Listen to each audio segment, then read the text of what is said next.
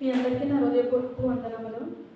నేను ఇక్కడ నిలబడి వాక్యం చెప్పడానికి నాకు ఏ అర్హత లేదు. అయినప్పటికీ దేవుడు ఆయన కృప చొప్పున నన్ను ఇక్కడ నిలవబెట్టి నా ద్వారా మీతో ఏం మాట్లాడబోతున్నాడో నాకైతే తెలియదు. కనుక మీరందరూ నేను చెప్పిన వాక్యాన్ని వింటారని నేను నమ్ముచున్నాను. మనం ఒకసారి వాక్యాన్ని చదువుకుందాం. దేవుడు సిలువలో 7 మాటలు పలికాడు. ఎందుకు దేవుడు సిలువలో 7 మాటలు పలకాల్సిన పని ఏంటి? శుభ శుక్రవారం రోజు ఎందుకు దేవుడు 7 మాటలు పలికాడు అంటే, దేవుడు చనిపోయే ముందు కూడా మనకు సువార్తను ప్రకటిస్తున్నాడు. దానికి సారాంశంగా మనం అనుకోవచ్చు, దేవుడు 7 మాటలు సిలువలో పలికాడు అంటే ఆయన ఏ పాపము చేయలేదు. అయినప్పటికీ కూడా దేవుడు చనిపోతూ మన కోసం, మన బిడ్డల కోసం మనకి దేవుడు సువార్తను ప్రకటిస్తున్నాడు. అలాగే ఇప్పటి వరకు సిస్టర్ ఫస్ట్ వర్డ్ చెప్పారు. దేవుడు ఇచ్చిన అవకాశాన్ని బట్టి నేను 2వ మాటగా మీతో మాట్లాడాలనుకుంటున్నాను. లోకా సువార్త 23వ అధ్యాయము 42-43 నేనే చదువుతాను. ఆయనను చూచి యేసు, నీవు నీ రాజ్యంలోకి వచ్చినప్పుడు నన్ను జ్ఞాపకం చేసుకొనమనెను. అందుకు ఆయన వానితో, నేడు నీవు నాతో కూడా పరదేశంలో ఉందో నిత్యముగా నీతో చెప్పుచున్నానెను. ఇక్కడ మనకి 3 వ్యక్తులు కనబడుతున్నారు. ఒకటి యేసుక్రీస్తు వారు, 2 ఇద్దరు దొంగలు. అక్కడ వీళ్ళు ముగ్గురికి మధ్యలో ఒక సంభాషణ జరుగుతుంది. అంటే అక్కడ యేసుక్రీస్తు తప్పు చేశాడా అంటే ఆయనకి ఏ పాపమో తెలియదు. అయినప్పటికీ కూడా అన్యాయంగా ఆయన అక్కడ సిలువకు అప్పగించారు. అక్కడ ఉన్న పిలాతుకు తెలుసు, అంటే పిలాతుకు తెలుసు, హేరోదుకు తెలుసు, అక్కడ ఉన్న పరిసయ్యులకి తెలుసు, అక్కడ ఉన్న సైనికులకి తెలుసు, ప్రజలకు కూడా తెలుసు ఆయనలో ఏ పాపమో లేదు అని.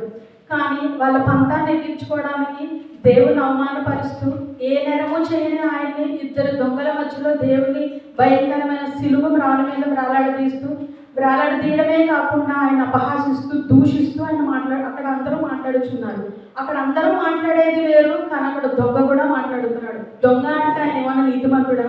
ఆయనలో ఏ పాపము లేదా అంటే ఆయన పాపం చేశాడు కనుకే కదా ఆయన సిలువకు అప్పగించారు. అయినప్పటికీ కూడా ఆయన ఆ పాపాన్ని విడిచిపెట్టి నేను పాపిని అని ఒప్పుకోకుండా పరిశుద్ధుడైన యేసుక్రీస్తు వారిని దూషిస్తున్నాడు. అంటే ఏమని దూషిస్తున్నాడు? నువ్వు క్రీస్తువు కదా, నువ్వు రక్షించుకో, మమ్మల్ని కూడా రక్షించు అని అంటున్నాడు. అంటే అక్కడ ఆయన రక్షణ అంటే దాని అర్థం ఏంటి? ఆయన ఏమి నన్ను రక్షించు, నీ పరలోక రాజ్యానికి చేర్చుకో అని మాట్లాడట్లేదు. ఆయన దూషిస్తున్నాడు. ఆయన ఒక పాపి అయినప్పటికీ కూడా పరిశుద్ధుడైన యేసుక్రీస్తు వారిని ఆయన దూషిస్తూ మాట్లాడుచున్నాడు. ఆయన దూషిస్తూ అంటే ఒక్కొక్కసారి మనం కూడా ఇట్లానే చేస్తూ ఉంటాం కదా, మన పాపాలను కప్పపుచ్చుకుంటాము, వేరే వాళ్ళ పాపాలని వేలెత్తి చూపిస్తాము. ఇక్కడ కూడా దొంగ అదే చేస్తున్నాడు. అక్కడ మనం నేర్చుకోవాల్సిన సారాంశం చాలా ఉంది. అంటే మనం చేసిన పాపాలను కప్పుపుచ్చుకుంటాం, ఎదుటి వారి తప్పుల్ని మనం నిందిస్తాం, ఎదుటి వారిని మనం ఏదో భయంకరమైన పాపం చేసే వాళ్ళగా చూస్తాం. ఇక్కడ కూడా దొంగ అలాగే చేశాడు. దేవుణ్ణి నిందిస్తున్నాడు, దూషిస్తున్నాడు. నువ్వు రక్షించుకో, మమ్మల్ని కూడా రక్షించు అని మాట్లాడుతున్నాడు. కానీ 2వ దొంగ అలా చేయలేదు. మేబీ ముందు ఆయన దూషించుంటాడు. కానీ ఎప్పుడైతే ఆయన సిలువలో పలికిన మొదటి మాట ఆయన గుండెలకు హద్దుకుంది. తండ్రి, వీరేమి చేస్తున్నారు, వీరెరుగరు, వీరిని క్షమించుమా అన్న మాట ఆయన హృదయాన్ని తాకింది. అంటే ఆయన పాపి అని కూడా ఒప్పుకున్నాడు కనుకే కదా ఆయన అనుకుంటున్నాడు 2వ దొంగ, అయ్యో నేను పాపం చేశానే, నేను శిక్షకు అర్హుడిని, కానీ వీళ్ళు ఏ పాపమూ లేదు. అయినప్పటికీ కూడా ఇక్కడ ఉన్న వాళ్ళందరినీ ఆయన అనవసరంగా సిలువేశారని ఆయన అక్కడ బాధపడుచున్నాడు. అంటే అక్కడ ఆ దొంగ ముందు దూషిస్తున్న దొంగని గద్దిస్తున్నాడు. మనిద్దరము పాపం చేశాము, మనిద్దరికీ శిక్ష తగినది, కానీ ఆయనలో ఏ పాపము లేదు అని ఆయన అక్కడ నమ్మాడు. అంటే 2వ దొంగ అక్కడ సిలువలో వేలాడుతున్న యేసును చూడలేదు, రాబోతున్న క్రీస్తును చూశాడు. అంటే క్రీస్తు అనగా అభిషక్తుడు, ఆయన ఒక రాజ్యం ఉందని, ఆయన ఒక రాజు అని ఆయన అక్కడ నమ్మడు కనుకే ఆయనలో ఉన్న పాపాన్ని విడిచిపెట్టి నేను పాపిని అని ప్రక్కన పెట్టి పశ్చాత్తాపడి దేవుని పాద సన్నిధికి వచ్చి ఆయన సిలువలో నేను కొంతసేపుల్లో చనిపోతానే, అయ్యో నేను నరకానికి వెళ్ళిపోతానే, నేను ఇప్పటి వరకు ఎంతో పాపం చేశాను, ఆయన అక్కడ అంతా ఆలోచించలేదు. ఒకటే నిరీక్షణ కలిగాడు, నిజంగా నేను పాపిని అని ఒప్పుకుంటే దేవుని సన్నిధికి వెళ్ళాలి అని అంటే నేను దేవుడిని ఆరాధించాలని ఆయన అక్కడ అనుకున్నాడు. చనిపోయే లాస్ట్ మినిట్లో కూడా ఆయన దేవుని సొంత రక్షకుడుగా అంగీకరించాడు. మనం అనుకోవచ్చు, దొంగ ఇక్కడ పాపం ఒప్పుకున్నాడు, దేవుడు ఆయన పరదేశంకి చేర్చుకుంటాడు కదా, అయితే మనం కూడా ఇప్పటి వరకు ఎన్నో పాపాలు చేసేస్తాం, మనం చచ్చిపోయే టైంలో దేవుడు సొంత రక్షకుడుగా అంగీకరిస్తే పరలోక రాజ్యం వెళ్ళిపోతామని అనుకోవచ్చు. కానీ దేవుడు మనల్ని భూమి మీద ఉంచాడు అని అంటే మన పాపాలను చూడడానికి కాదు, మనలో ఉన్న పాపాలని ఆయన తొలగించి ఆయన రక్తంతో మనం కడగడానికి, ఆయన ఆయన పరిశుద్ధ రక్తంతో మనల్ని ఉంచడానికి, ఆయన పరలోక రాజ్యానికి చేర్చుకోవడానికి దేవుడు మనకి ఇంకా అవకాశం ఇచ్చి ఈ భూమి మీద మనల్ని నిలబెట్టాడు.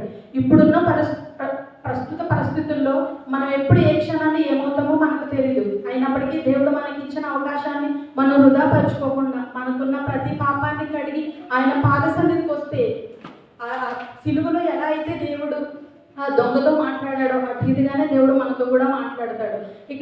అక్కడ మనం 3 విషయాలు గమనించవచ్చు. ఒకటి రక్షణ, రెండోది నిరీక్షణ, మూడోది వాగ్దానం. ఒకటి రక్షణ అంటే అతనికి దేవుడు అంటే ఎవరో తెలియదు. అప్పటి వరకు దేవుడిని నమ్మలేదు. దేవుడితో 6 గంటల పాటు ఆయనతో పయనించాడు.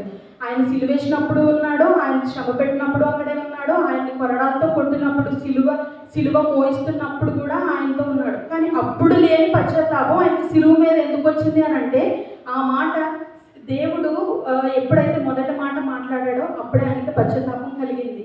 ఆయన అక్కడ మాట్లాడుతున్నాడు కూడా చాలా క్లియర్గా, మనకైతే ఇది న్యాయమే, మనం చేసిన వాటికి తగిన ఫలము పొందుచున్నాము, కానీ ఈయన ఏ తప్పిదము చేయలేదు అంటే ఆయన తప్పు చేయలేదే ఆయన నమ్మాడు. కనుకే దేవుడు పాద సన్నిధికి వచ్చాడు.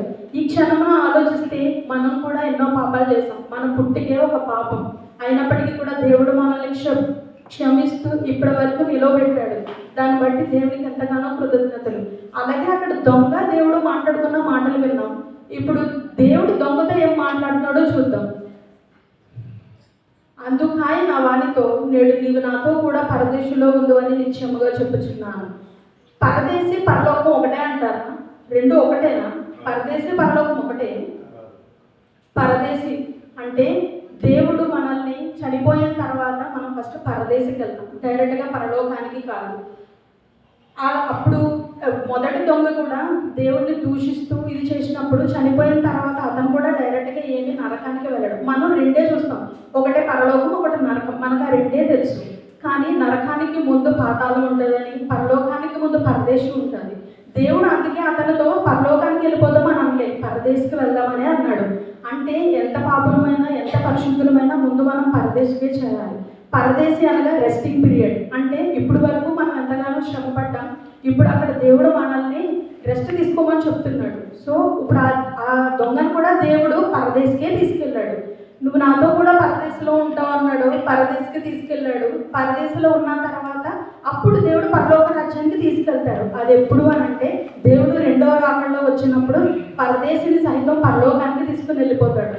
అంటే ఇప్పుడు మనం పరలోక రాజ్యం చేరాలి అని అంటే ముందు మన పాపాలను మనం ఒప్పుకోవాలి.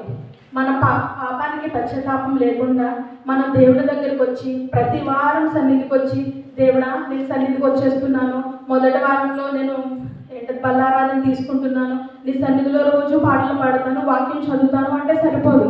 ఫస్ట్ మనం మన జీవితం మారాలి. అంటే ముందు మనకు రక్షణ ఉండాలి. మనకు ఫస్ట్ విశ్వాసం ఉంటేనే మనలో రక్షణ అనేది వస్తుంది. నేను ఎక్కువ బైబిల్ రీడింగ్స్ అయితే నేను చదివించాను, ఉన్న దాంట్లోనే నేను మీకు ఎక్స్ప్లెయిన్ చేయాలనుకుంటున్నాను. దీంట్లో మనకి 3 ఖచ్చితంగా తెలుస్తాయి. ఏంటి అంటే, ఒకటి కనికరం.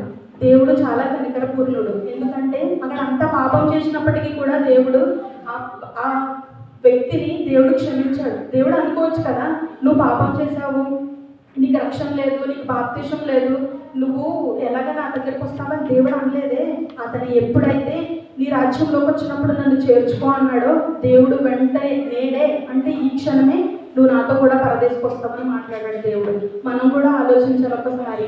దేవుడు మనకు అవకాశం ఇస్తున్నాడు అని అంటే దాన్ని మనం ఎప్పుడు కూడా వినియోగించుకోవాలి. కానీ ఆ మొదటి దొంగలాగా నాకు ఇంకా టైం లేదు, నేను ఎలాగో పాపం చేశాను, చనిపోయిన తర్వాత నేను నరకానికే వెళ్ళిపోతాను అనుకోకుండా, 2వ దొంగలాగా ఎప్పుడైతే మనం మారి మన పాపాలను ఒప్పుకొని దేవుడి సన్నిధికి వచ్చి మనం దేవుడిని ఎప్పుడైతే వేడుకుంటామో అప్పుడు ఖచ్చితంగా దేవుడు ఆయనతో పాటు మనల్ని కూడా ఆయన నిత్య స్థలానికి తీసుకుని వెళ్తాడని నమ్ముచున్నాను.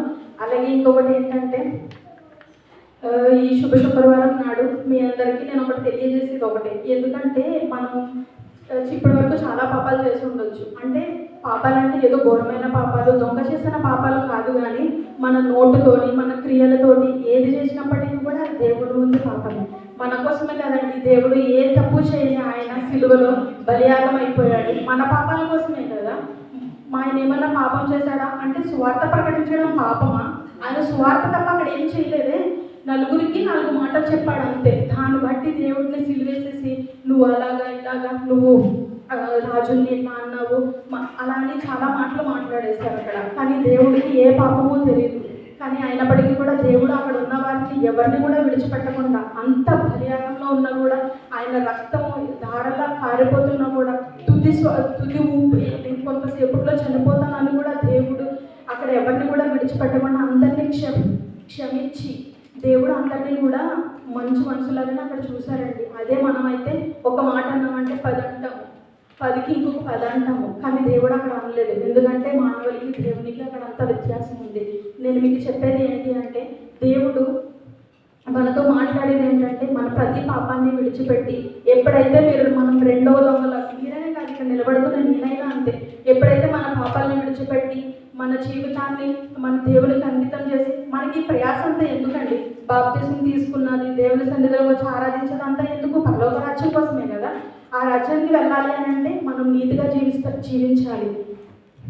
దేవుడి చిన్న వాక్యం దీవించండి. ఆమేన్. రెండో మాటను ధ్యానం నడిపించిన సిస్టర్ పిఎంఎస్సి శ్రీని గారికి వందనాలండి. మూడో మాట బైబిల్ రీడింగ్ సిస్టర్ జే ఈశ్వరి గారు చదివిస్తారు. అందరు లేచి నిలబడి చాలా పాడుకుంటాం. ప్రార్థన సిస్టర్ యదా నాగమణి గారు, ధ్యానం సిస్టర్ బి విజయవర్ధన్ గారు. మనకి సమయం ఉందండి. ఒకవేళ 8-9 నిమిషాలు వాక్యం చెప్పేవారు తీసుకోవచ్చు, కానీ అందరి గురించి సమయం తీసుకోవద్దు.